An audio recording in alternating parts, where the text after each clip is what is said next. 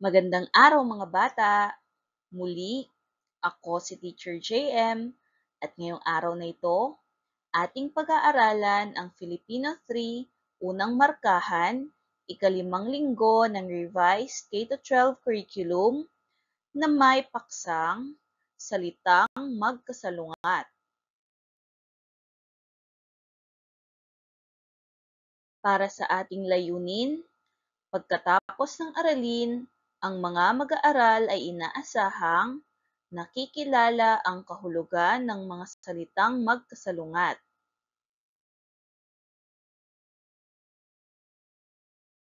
Para sa ating panimulang gawain, ating basahin ang mga salitang naglalarawan.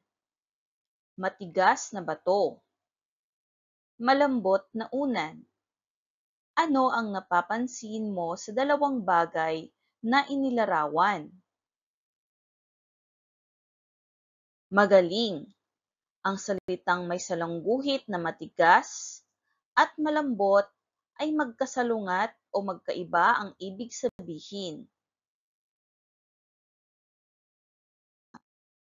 Para sa ating talakayan, ang pag-aaralan natin ngayon ay ang mga salitang magkasalungat.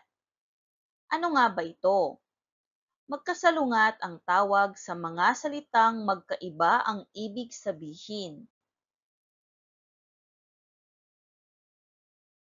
Halimbawa, ang magaan ay kasalungat ng mabigat. Ang gutom ay kasalungat ng busog. At ang maliit ay kasalungat ng malaki.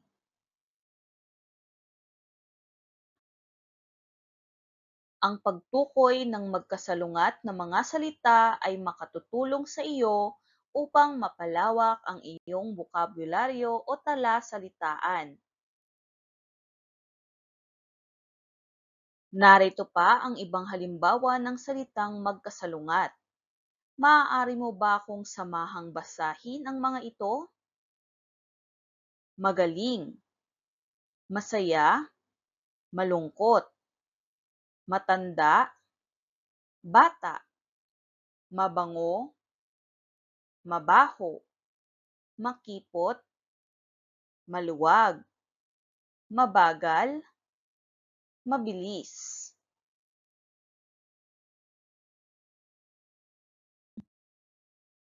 Ngayon, dumako naman tayo sa isang gawain. Ating sagutan. Pagmasdan ang bawat larawan at ibigay ang kasalungat ng bawat salita. Handa na ba kayo? Simulan na natin. Ano ang kasalungat ng salitang nababasa nyo ngayon?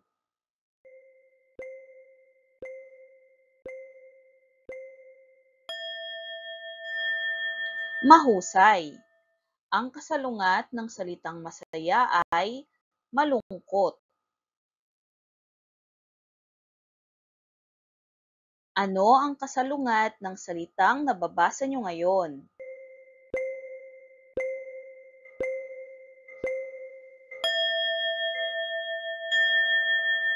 Magaling. Ang kasalungat ng salitang mabango ay mabaho. Ano ang kasalungat ng salitang nababasa nyo ngayon?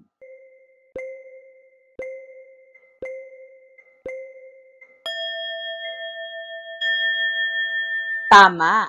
Ang kasalungat ng salitang malaki ay maliit.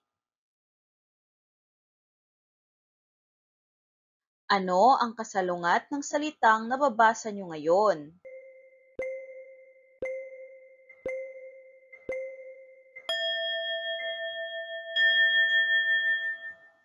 Mahusay. Ang kasalungat ng salitang mainit ay malamig.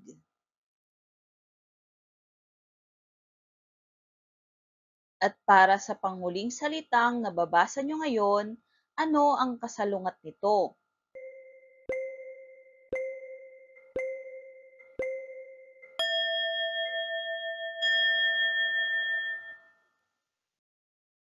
Magaling.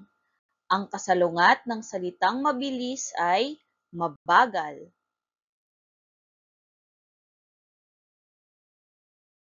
Ano ang tawag sa mga salitang magkaiba ang ibig sabihin?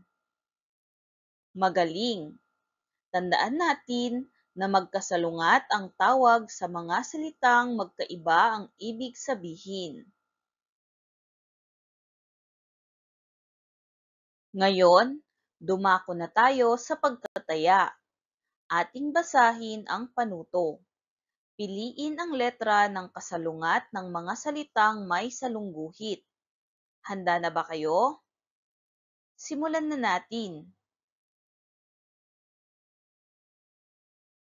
Para sa unang pangungusap, tahimik ang mga mag-aaral sa ikatlong baitang. Ang nasalungguhitang salitang tahimik ay may kasalungat na A. Maingay, B. Payapa, C. Mabait.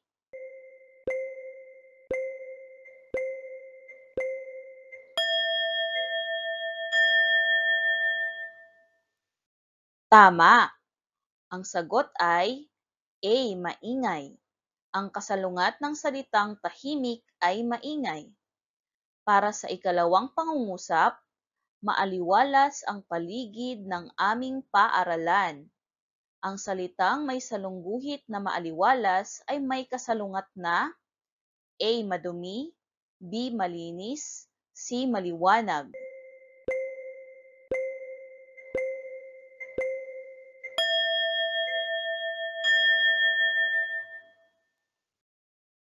Mahusay!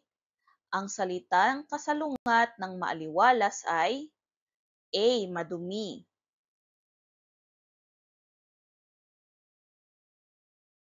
Para naman sa ikatlong pangungusap, umaga na nang umuwi ang aking tatay galing sa trabaho. Ang salitang may salungguhit na umaga ay may kasalungat na A. Hapon, B. Madaling araw, C. Gabi.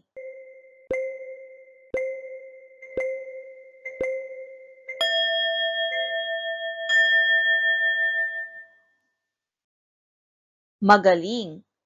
Ang kasalungat ng salitang umaga ay C. Gabi.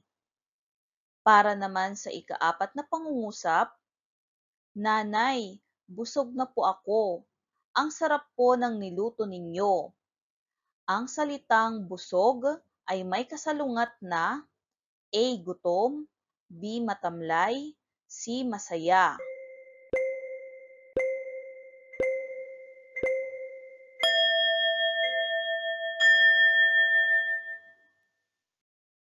Tama!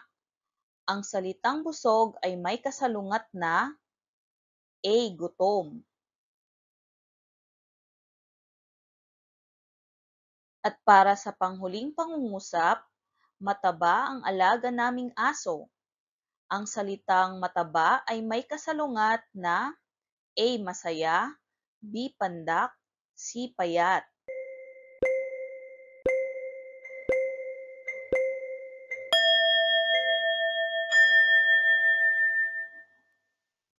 Magaling! Ang kasalungat ng salitang mataba ay C. Payat.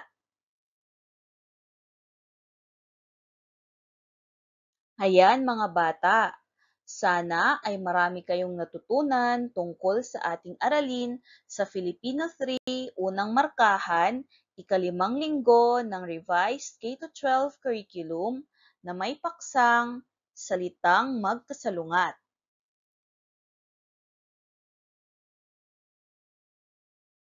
Maraming salamat sa panonood.